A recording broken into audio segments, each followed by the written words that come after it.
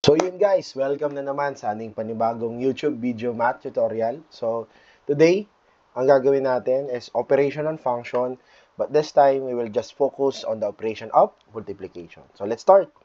So again, let f and g be the functions. So if we are looking for the product, it is denoted by f times g. It is the function defined by f times g of x is equal to f of x times g of x. Now, if we want to find the quotient, it is denoted by f over g. It is the function defined by f over g of x is equal to f of x divided by g of x. So let's have the following function. So we have f of x, g of x, and h of x. So we need to solve the following. So first, we need to get the product of f times g, also the f times h, and lastly is the g times h functions. So let's start with the first given. So, solve the function f times g of x. So, nakikita po ninyo sa top right, yun na po yung dalawang function natin, the f of x and the g of x. So, let's start by writing our formula. So, what will be our formula? That would be f times g of x is equal to f of x times g of x. Okay? Next, you need to substitute each of the value of the function. So, ang ating f of x ay magiging x plus 6, ang ating g of x ay magiging 2x minus 7. As you can see, yun yung may kita natin sa top right. Next will be simplify. Next thing that we need to do is to simplify. How to simplify functions involving multiplication. So first thing that you need to do is to distribute everything to the second function. So we'll start with the first term. Next is the second term. So doon muna tayo sa first term ng first function. Distribute sa entire second function. So let's start. X times 2x. That would be 2x squared. Next is x times negative 7. So, positive times negative, that would be negative. So, that's the reason why it is negative 7x. So, second term naman tayo ng ating first function. So, we need to multiply that one to the entire second function. So, positive 6 times positive 2x, that would be positive 12x. And last but not the least is to multiply positive 6 times negative 7. Since magkaiba yan, the result is negative. And 6 times 7 will give us 42. And to finalize your answer, you need to combine like terms. So as you can see, naka-highlight na dyan o na mayroon ng underline yung 2x squared. Bakit? Kasi pag sulat ng tamang sagot, ay mauuna lagi yung pinakamataas na exponent. And by observation, nag-iisa lang yung power of 2. So again, we just simply copy or simply bring down. In our case, kinopy lang natin. So that will be 2x squared. And I want you to observe our answer a while ago. Mapapansin natin dyan na meron pwedeng ipagsama because they have the same variable at the same time, the same exponent, which is power of 1. And if you're gonna simplify negative 7 plus 12, the answer will be positive 5x. And since wala tayong pwedeng isama sa negative 42, we just simply copy. Alright? So to finalize our answer, so the product of f times g of x is equal to 2x squared plus 5x minus 42. Alright? Next, second given will be f times h of x. So again, step number 1, you always write your formula. That will be f times x times, it should be h. Alright, so pardon in this case. So this one should be h. So stand to be corrected, no? So f times h of x is equal to f of x times h of x. So again, you need to substitute the entire value of f of x at the same time, the entire value of h of x. Next is to simplify. How? Again, by distribution method. So, one at a time, yung first term muna sa lahat ng given dun sa second function. After that one, second term, lahat ng second function. Okay, so let's start with x times 2x squared. That would be positive 2x cubed. Next, x times negative 5x. That would be negative 5x squared. And x times positive 6. That would give us positive 6x. Next is the second term. 6 times positive 2x squared, that would be positive 12x squared. Positive times negative 5, that would be negative 30x. And last is positive 6 times positive 6, that would give us positive 36. And again, you need to simplify by arranging this one or writing this one from the higher exponent until you reach the constant term.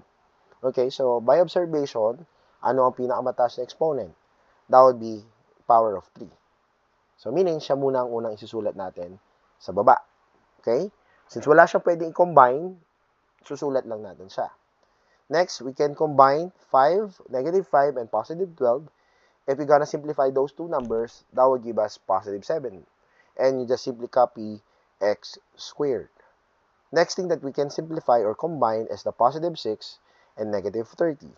If we're gonna simplify positive 6 minus 30, that will give us negative 24. And just copy the variable x. And since wala po tayong pwedeng isama sa positive 36, same with the case of 2x raised to 3, we just simply bring down. So to finalize your answer, the product of f times h of x is equivalent to 2x cubed plus 7x squared minus 24x plus 36. Okay? Next function will be g of h. Okay? So, we need to combine the g and h. So, g of x times h of x. So, again, substitution.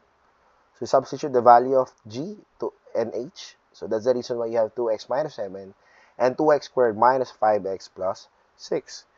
Next is to simplify. How? Again, by distribution method. So, first term sa entire second function and second term sa entire second function. So, let's start with 2x. So, 2x times 2x squared, that will give us 4x cubed. 2x times negative 5x, since magkaiba, that would be negative. So, 2 times 5, that's 10. And x times x, that would be x squared. Next, 2x times positive 6, that was positive 12x. So, since we're done with the first term, let's proceed with the second term. Negative times positive, negative 14, copy x squared. Negative times negative, that would be positive. And 7 times 5x, that will give us positive 35x. And last, negative 7 times positive 6, that will give us negative 42. Alright? Then, again, to simplify, you will start from writing the term that containing the highest exponent, which is 3. Since wala po tayong pwedeng combine sa kanya, simply bring down. Okay? Next thing that we need to do is to look for another term na pwede natin pagsamahin, which is this one, because they have the same exponent. So, what is negative 10 minus 14? So, if you're gonna simplify that one, that will give us negative 24. And just copy the variable and the exponent, which is x squared. Next thing na pwede natin ipagsama ay positive 12 at positive 35. So, 12 plus 35, that will give us positive 47. And just bring down the variable, which is x. Since wala po tayong pagsama, wala po tayong pwedeng ipagsama sa ating constant term, which is negative 42, ibababa lang po natin sa ating sagot. Okay? The next thing that we need to do is to finalize your answer. So, therefore, the product of g and h is equivalent to 4x cubed minus 24x squared plus 47x minus 42. So, I hope clear na sa inyo yung gagawin kapag ito yung given example. So, hindi siya fractions, no? So, sana in this 3 example, naging maliwanag na o naging klaro na kung paano ba minomultiply 1 by 1 yung ating mga given value. So, next example natin ay in terms of fractions. So, we have f of x, g of x, at h of x. So, we need to solve the following or find the product of f times g and f times h. So, let's start. So, f times g of x, we need to get the product of those two functions. So, let's start by writing our formula. So, f of x times g of x. Next thing that we need to do is to substitute. So, substitution tayo. So, 4x minus 5 over x plus 2 times x plus 3 over x plus 2. So, next thing that we need to do is to distribute or simplify. So, paano? So, again, this one is our given function. So, one at a time. So, isa-isa lang po, no? So, let's start with this first one. So, 4x times x, that will give us 4x squared. Next, 4x times positive 3, that will give us positive 12x. So, next one, negative 5 times x, that would give us negative 5x. And negative 5 times positive 3, that will give us negative 15. So, after natin sa numerator, sa denominator, again, hindi po issue dito kung parehas ng denominator o hindi po parehas. Kasi, nangyayari lang po yung issue na yun saan? Sa addition and subtraction of functions. Kasi, pag multiplication class, hindi na po magiging issue kung paano isosolve. Mapaparehas man yung ilalim o hindi. Basta, multiply nyo lang sa another set of functions. So, ganun lang po. Wala na po tayong rule na kailangan pahanapin yung tinatawag na LCD. Okay? So, let's start with the denominator. So, x times x, that will be x squared. Second will be x times positive 2, that will give us positive 2x. Another one, positive 2 times x, that will be 2x. And last but not the least, positive 2 times positive 2, that will give us positive 4. Same kanina, kailangan natin mahanap yung pinakamataas sa exponent at siya yung unang ilalagay dun sa ating sagot. And maghahanap din tayo ng term na pwede nating pagsamahin. Okay? So, let's start with the numerator. So, ano ang pwede pagsamahin? Yung 12x tsaka 5x because they have the same variable at the same time, same exponent. So, anong gagawin dito? Bababa nyo lang yung 4x squared and simplify 12 minus 5 and that will be positive 7x. So, yung red one, yan po yung sagot doon sa 12 minus 5. And then, since wala tayong pwedeng isama sa negative 15, bring down negative 15. Over. So, let's start looking for the highest exponent sa denominator and that will be x squared. So, ibababa nyo rin po. Same case with the numerator. Next, hanapin nyo po yung magkapareha na pwede nating pagsamahin. And positive 2 plus 2, that will give us positive 4x. So, yung sagot po doon sa denominator na pagsama natin, yun po yung positive 4x. Since wala rin tayo pwedeng isama sa positive 4, we'll just simply bring down positive 4. And to finalize your answer, so, the product of f times g is equivalent to 4x squared plus 7x minus 15 all over x squared plus 4x plus 4. Next, f times h. So, paano naman po mag-multiply ng f times h? So, again, wala kang bago. Always write your formula. Again, pwede nyo naman to skip kung lalo pag master nyo na. Pero again, if you are beginner, I highly suggest na ganito muna yung gagawin nyo. Para nang sa ganun, hindi kayo malilito. Alright? Slowly but surely tayo. Substitution. So, f of x, 4x minus 5 over x plus 2. H of x is 4x plus 3 over 2x plus 3. Again, same with example number 1, we need to distribute. Okay, so 4x times 4x, that would be 16x squared. 4x times positive 3, that would give us positive 12x. So, negative 5 times 4x, so negative 20x. And negative 5 times positive 3, that will give us negative 15. Now, let's proceed to the denominator. So, x times 2x, that would be 2x squared. X times positive 3, that was positive 3x. And dun po sa gitna, yung middle term natin, yung 2 and 2x, we're gonna simplify that one, that will give us positive 4x. And our two constant term, which is 2 and 3, the result will be positive 6. So, same with example number 1, we need to look for the highest exponent, kokopyahin natin, and we need to look for the term na pwede natin ipagsama. In our case, that would be positive 12 at negative 20. So, simply bring down 12x squared kasi wala tayong pwedeng isama sa kanya.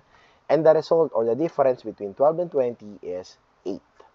Next, since wala tayong pwedeng isama sa 15, simply bring down negative 15. All over, so same case with the numerator, gawin din natin sa denominator yon. Bring down the highest exponent which is x squared. Then, observe tayo na yung positive 3 and positive 4, we can combine those two numbers or two terms and the result will be positive 7x. And bring down positive 6. Okay? Next thing that we need to do is to finalize our answer. So, our answer will be the product of two functions is 16x squared minus 8x minus 15 all over 2x squared plus 7x plus 6. Alright? So, last but not the least is that these two given functions. So, g times h of x. So, let's start by writing our formula again and again and again. g of x times h of x. Next is to substitute. So x plus 3 all over x plus 2. 4x plus 3 all over 2x plus 3. Next is to distribute. So again, one at a time. So x times 4x, that will give us 4x squared. X times positive 3, that will give us positive 3x. Next, middle term, positive 3 times 4x, that will be 12x. Positive 3 times positive 3, that will be positive 9. Now, we can proceed to the denominator. So, x times 2x, that will give us 2x squared. X times 3, that will give us positive 3x. 2 times 2x, that will give us positive 4x. And last, positive 2 times positive 3, that will give us positive 6. So, observe nyo pa rin kung anong pwede pagsama. In our case, that is 3 and 12. So, again, yung pinakamataas na exponent, yun ang laging susulat. Pag walang kayang ipagsama sa kanya, ibababa lang po natin like this. And 3 plus 12, that will give us 15x. Since wala tayong pwede isama sa positive 9, i-bring down din natin yung positive 9. So, that's your numerator. All over your denominator. So, again, observe the highest exponent. Kung wala siyang pwedeng combine, simply bring down 2x squared. So, 3x plus 4x, that would be 7x. And bring down positive 6. Same concern with 9 because wala tayong pwedeng ipagsama sa kanya. So, to finalize our answer, that will be the product of g and h is 4x squared plus 15x plus 9 all over 2x squared plus 7x plus 6. So, that's the example involving operation on function focusing on multiplication, that the example is fractions. So, nagbigay na ako ng dalawang scenario. Yung una, hindi fraction, at yung pangalawa ay fraction. So, sana naging klaro na sa inyo at sana po natuto tayo. So, muli, ako po si Matt Turo, ang nagtuturo ng math na mas madaling paraan sa mas masayang paraan. Maraming salamat po. Huwag kalimutang mag-subscribe at i-like yung ating video nang sa ganon, marami pa po tayong mapanood ng mga ganitong video. Marami pong salamat.